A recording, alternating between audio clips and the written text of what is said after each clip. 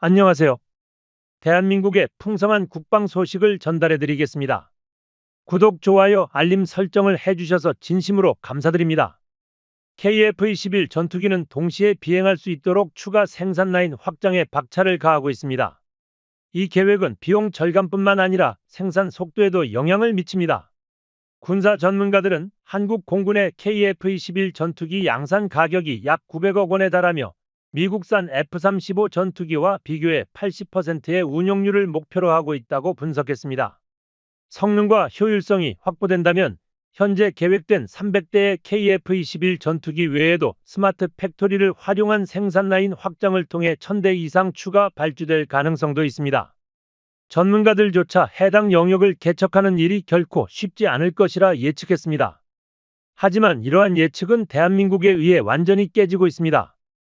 한국은 파스 시스템 개발이 매우 복잡한 기술임을 인지하고 KF-21 기체 설계 이전인 2005년부터 파스 시스템 체계 개발을 시작했습니다.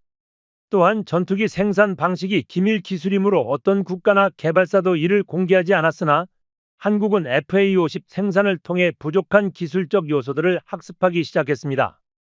이후 국내 방산업체의 기술 자문과 선진 사례를 참고하고 반도체 생산 라인을 도입하여 결국 파스 시스템 국산화를 이루어냈습니다. 특히 항공기 생산 라인에서 0.01mm의 오차를 기록한 나라는 미국의 록히드 마틴에 이어 한국이 두 번째입니다. 이를 통해 한국은 중국과 일본에 비해 전투기 조립 분야에서 초격차 수준의 기술력을 보유하며 그 위상을 확실히 보여주었습니다. 현재 한국은 차세대 전투기 시장에서 떠오르는 다크호스로 자리 잡고 있지만 아직 과도기적인 시기를 겪고 있음은 부정할 수 없습니다.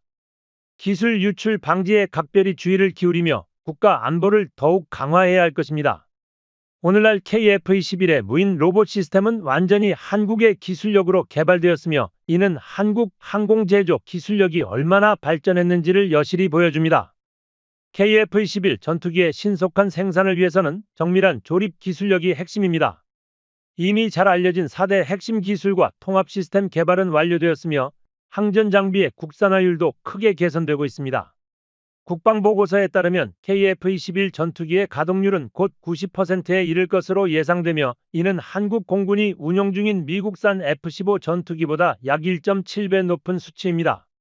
KF-21 보람의 90%에 달하는 가동률은 국산 부품과 자동화된 무인 로봇 기술, 최첨단 무인 로봇 엔지니어링 덕분입니다. 또한 파스 시스템 외에도 한국형 무인 로봇 드릴링 시스템의 성능 개선도 성공적으로 이루어졌습니다. 무인 로봇 드릴링 시스템은 컴퓨터와 센서를 활용해 정밀한 지점을 찾아 구멍을 뚫는 시스템으로 기존 작업자가 KF-21 전투기 구멍 하나를 뚫는데 평균 150초가 소요되었던 것이 이 시스템 도입 이후 단 25초로 단축되어 엄청난 효율성을 입증했습니다. 한국항공우주산업 측은 무인 로봇 드릴 방식이 인간 작업보다 훨씬 정밀하며 작업 시간을 약 80% 단축할 수 있다고 설명했습니다. 카이 관계자는 현재 세계에서 가장 진보된 무인 로봇 드릴 시스템이 KF-21 기체 조립에 사용되고 있다고 강조하며 한국의 무인 로봇 조립 역량이 세계 최정상급임을 언급했습니다. 이는 과거 록히드 마틴의 엔지니어가 한국을 방문했을 때도 강조된 내용입니다. 2030년경 한국 공군은 KF-16 전투기의 퇴역으로 인해 40년간 운용된 노후 전투기를 교체해야 할 상황에 직면하게 됩니다. 또한 전 세계 여러 국가들도 비슷한 시기에 노후화된 전투기를 대체할 필요가 있을 것으로 예상됩니다. 2030년 기준으로 KF-21 전투기와 유사한 성능과 효율성을 갖춘 모델이 시장에 등장할 가능성은 낮아 보이며 KF-21은 주요 대체 옵션이 될 것입니다. 1월 27일 방산업계 소식에 따르면 한국항공우주산업가인은 페루 국영항공전문청과 KF-21 부품 현지 공동생산을 위한 협약을 체결했다고 발표했습니다. 이번 협약은 APC 기간 중 열린 한국과 페루 정상회담에 맞춰 진행되었습니다. 카이 강구영 사장과 하이메 로드리게스 세멘 사장이 협약서에 서명하며 양국 간 항공산업 협력 확대에 대한 기대가 더욱 커졌습니다. 페루는 이미 KTL 항공기 20대를 도입한 이력이 있으며 이 중 6대는 페루 항공산업 발전을 위해 현지에서 조립되었습니다. 이번 협약은 페루가 KF-21 전투기를 도입할 경우 부품 공동생산을 포함한 협력 범위를 확대하는 것을 목표로 하고 있습니다. 중동의 주요 산유국인 아랍에미리트 국왕 겸 국방장관 대변인은 아랍에미리트 공군의 차세대 전투기 도입 사업에서 미국산 F-35 전투기 도입이 미국 정부의 압력으로 인해 최종 취소되었다고 확인했습니다. 지난해 아랍에미리트 국방대변인이 한국을 방문해 경제 및 군사 안보 포럼을 개최하며 아랍에미리트는 처음으로 KF-21 전투기 사업에 참여할 의향을 공식적으로 표명했습니다. 풍부한 석유 자금을 보유한 중동 국가들이 미국산 전투기 도입이 무산된 상황에서 KF-21 전투기는 이들의 유일한 대안으로 주목받고 있습니다. KF-21 전투기는 한국이 완전히 독자적으로 개발한 전투기로 기존 강대국들이 독점했던 세계 군용 항공기 시장에서 신흥 강자로 부상하고 있습니다. 아랍에미리트 국왕도 이러한 점을 명확히 인지하고 있으며 아랍에미리트 국영통신사 WAM과 주요 매체들은 아랍에미리트의 차세대 전투기 도입 사업에서 KF-21을 주목하며 대대적인 보도를 이어가고 있습니다. 아랍에미리트는 이미 몇 년 전부터 인도네시아를 대신해 자신들을 KF-21 사업에 포함시켜 달라고 지속적으로 요청해왔습니다. 아랍에미리트의 군사 전문가들은 KF-21 전투기가 단순히 기존 기술을 개량한 것이 아니라 완전히 새롭게 설계된 최신형 전투기라는 점에 주목하고 있습니다.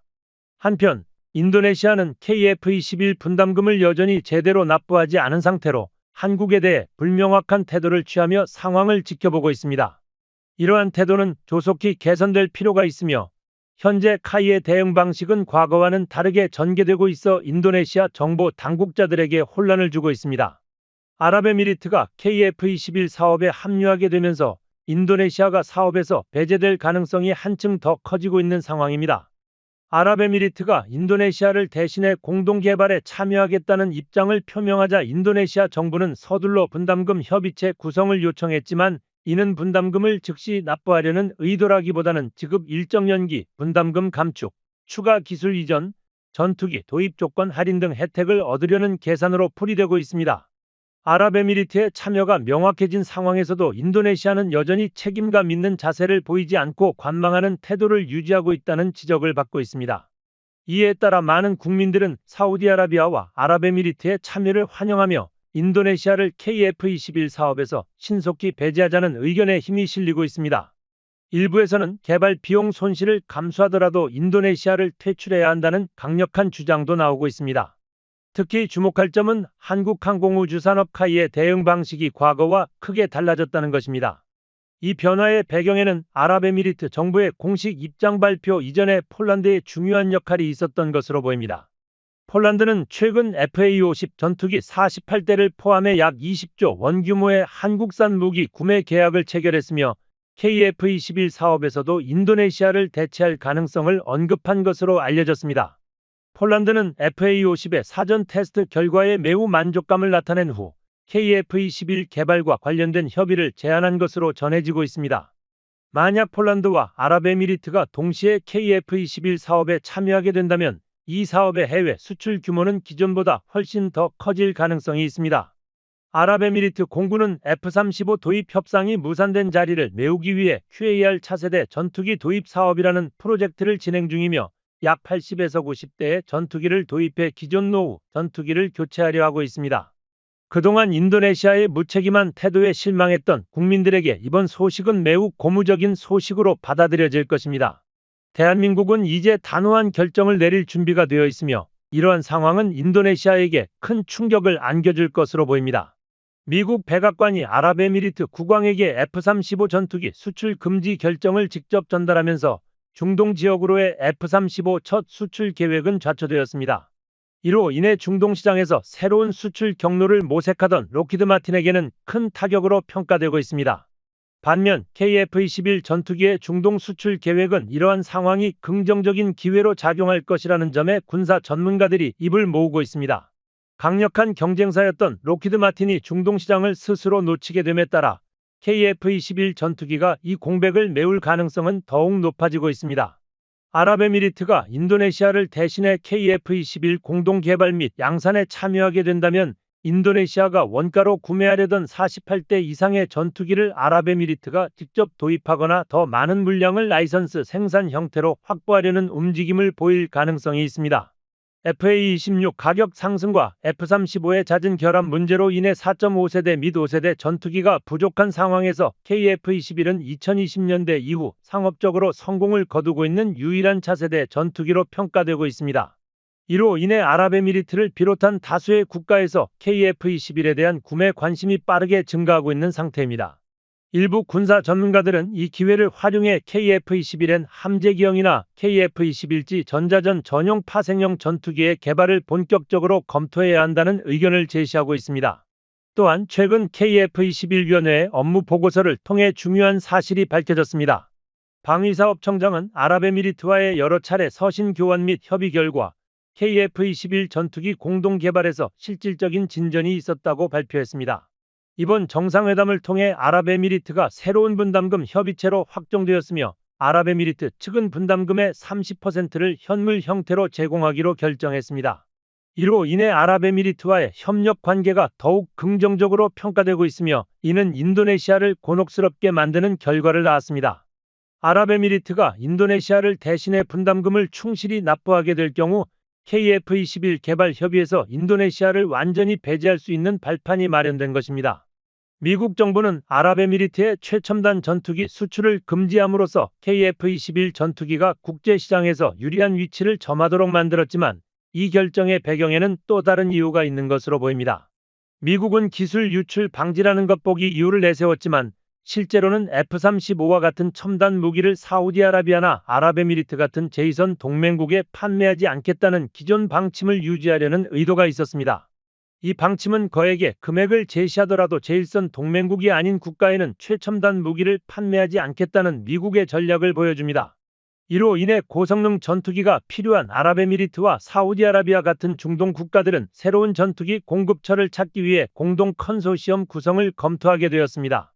아랍에미리트의 대표 군사 매체인 디펜스 에티는 KF-21 전투기의 시제기가 공개되기 전 사천 에어쇼에서 한국 공군이 선보인 해외 수출형 KF-21 전투기 형상을 중심에 배치한 장면을 언급하며 KF-21의 압도적인 위상을 강조했습니다.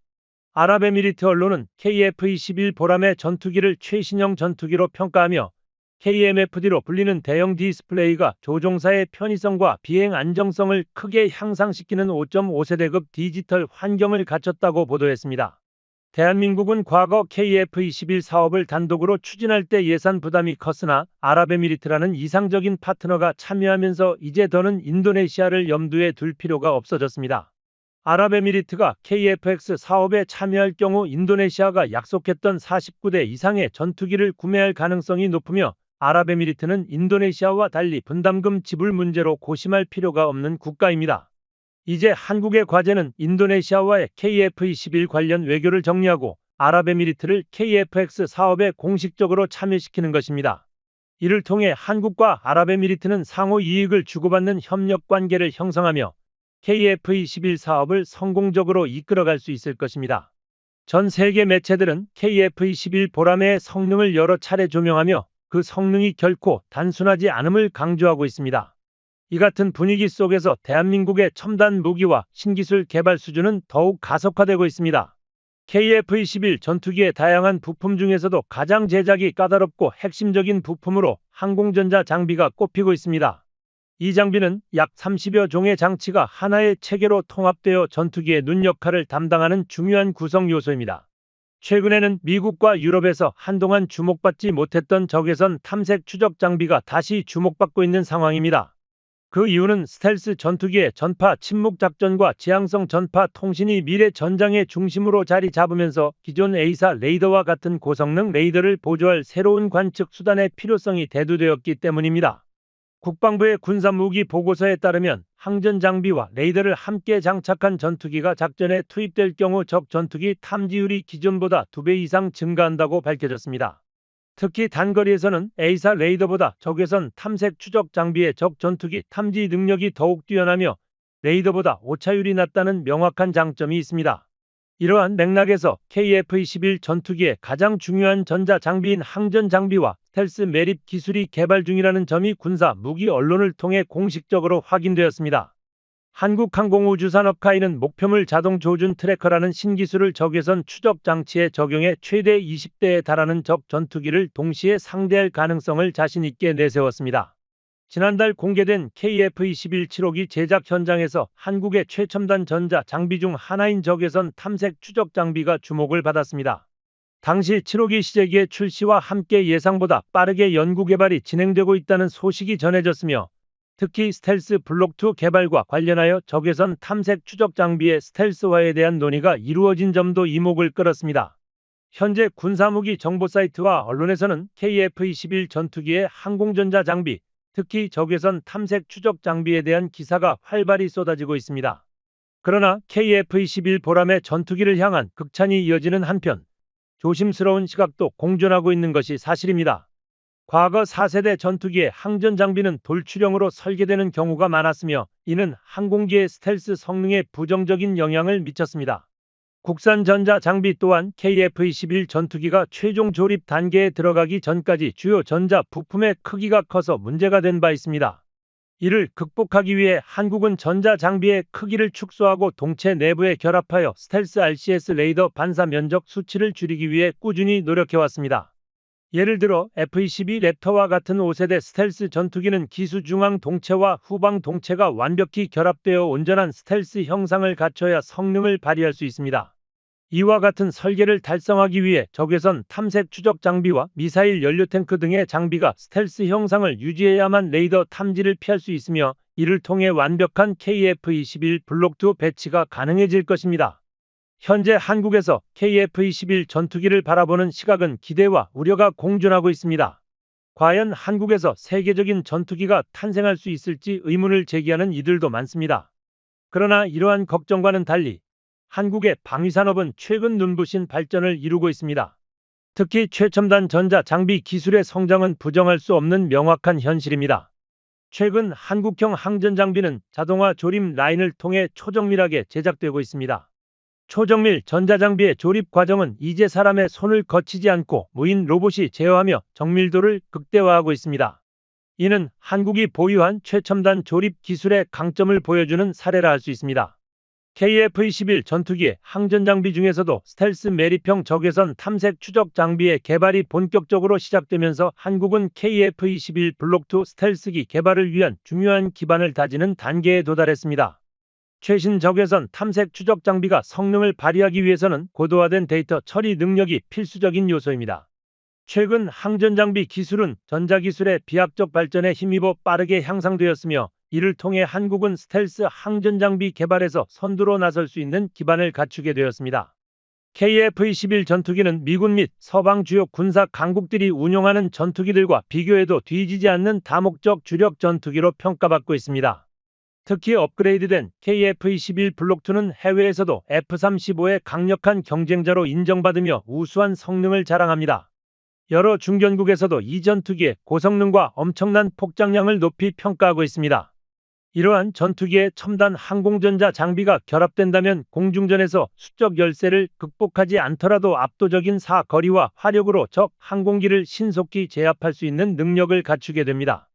한국형 적외선 탐색 및 추적 장치의 주요 목표는 적 항공기와 미사일이며 스텔스 항전 장비는 적 전투기에서 방출되는 적외선 신호를 선별적으로 탐지할 수 있는 능력을 보유하고 있습니다. 이는 4가지 핵심 항전 장비 중 하나로 꼽히며 5세대 전투기의 공중전 성능을 좌우하는 중요한 요소로 평가받고 있습니다. 고성능 적외선 탐지 장치는 국내에서 개발된 필터링 시스템과 소프트웨어 기반 처리 기술이 핵심을 이루고 있습니다. 이 시스템은 적 전투기의 위치를 신속히 파악하며 기존 레이더와 달리 목표물을 자동으로 조준하고 발신 및 수신 데이터를 바탕으로 적 전투기의 거리를 실시간으로 계산할 수 있습니다. 적외선 탐색 추적 장비의 가장 큰 장점은 미확인 항공기를 추적하면서도 아군과 교전 중인 적 항공기의 움직임을 신속히 식별할 수 있다는 점입니다. KF-21 전투기의 매립형 적외선 탐색 추적 장비 시험은 실험실 테스트와 지상 및 비행 시험이 교차적으로 진행되고 있습니다. 실험실 테스트에서 실제 비행 시험으로 전환되면 전투기가 실제 비행 환경에서 마주하게 될 조건에 더 가까운 환경이 적용되며 이를 통해 장비의 성능을 더욱 정밀히 검증할 수 있습니다. 국산 전자장비 실험실의 주요 장점 중 하나는 전투기 개발 과정에서 시험 조종사가 직접 참여하여 레이더와 연동된 시스템을 테스트하고 적 전투기 탐지를 검증할 수 있다는 점입니다. 항전장비는 이러한 문제를 해결하기 위해 설계된 첨단 자동화 전자장비 시스템으로 적 전투기를 정확히 탐지하기 위해 가상좌표, 즉 레이더 공간 내 좌표를 설정합니다. 그 후 목표물 자동 조준 트래커 장비를 사용하여 적 전투기의 위치를 정밀하게 추적하고 컴퓨터가 이를 확인합니다. 항전 장비와 연동된 컴퓨터가 수행하는 작업은 오차율이 0.01% 이하로 극도로 정밀합니다. 오차율을 최소화하는 것이 중요한 이유는 항공기의 적외선 레이더 특성과 밀접하게 관련이 있습니다. 항공기의 무게와 출력에 관계없이 미세한 요소도 적외선 레이더 성능에 영향을 미칠 수 있기 때문입니다. 그러나 오차율을 최소화함으로써 항공기의 탐지 정밀도를 높이고 비행 특성에 영향을 주는 변수를 최대한 줄이며 적외선 레이더에 영향을 미치는 다양한 방해 요소를 배제하여 적 항공기를 탐지할 수 있는 최첨단 기술 실험실이 개발되었다고 한국항공우주산업 관계자는 설명했습니다. 한편 중국군은 지난해 9월 에어쇼에서 자국산 엔진을 장착한 J10을 처음으로 선보였다고 전했습니다. 자국산 엔진으로 주목받는 무장 헬기가 바로 중국의 진화인 무장 헬기입니다. 대한민국의 소형 무장 헬기 LAH가 중국의 진화인보다 우수한 이유는 헬기의 핵심이라 할 수 있는 엔진 출력 차이 때문입니다. 이 시스템은 400대 이상의 생산량을 기록하며 우수한 생산성을 입증하고 있습니다. 한국의 상황을 살펴보면 엔지니어들의 수준이 근본적으로 다릅니다. 엔지니어가 미처 발견하지 못한 시스템 결함을 초기 단계에서 찾아내거나 개발 과정에서 조종사가 제공하는 정보를 바탕으로 설계와 수치 모델을 신속히 수정할 수 있는 능력을 갖추고 있습니다. 이처럼 완성된 항전 장비를 통해 스텔스 전투기로 도약을 준비 중인 대한민국의 KF-21을 응원하며 오늘의 정보 전달을 마칩니다. 시청자 여러분, 영상을 봐주셔서 감사합니다. 이상 국방탐구생활이었습니다. 구독과 좋아요, 알림 설정 해주시면 언제나 좋은 소식 전해드리겠습니다. 시청자 여러분, 즐거운 하루 보내세요.